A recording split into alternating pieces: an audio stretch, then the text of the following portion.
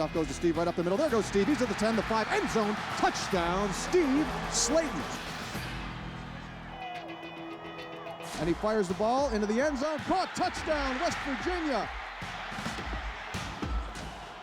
Snap back to Pat White. He looks, has all kinds of time, and he fires down the sideline. Pass is caught. First down and a whole lot more. There goes Slaton down the sideline. He's into the end zone. Touchdown, West Virginia. Pat White hits Steve Slaton for a 67-yard touchdown pass down the far sideline. The first half, it was back and forth. They wanted to play with us, and I think the second half we just changed the momentum around and showed them that they couldn't play with us.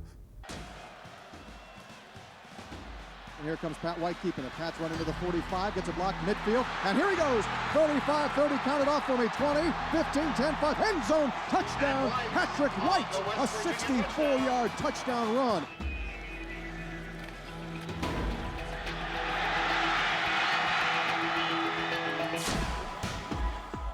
Snap comes back. Pat hands the ball off to Slaton. He slips through the crack, and there goes Steve Slaton. It's going to be a touchdown. He's at the 20, to the 15, to the 10, 5, end zone, touchdown, Steve Slaton. Two of the greatest performances in WVU, Big East, and NCAA history propelled the Mountaineers to a 45-27 win over Pitt in the backyard brawl. Steve Slaton rushed for a career-best 215 yards and caught a career-high 130 yards receiving.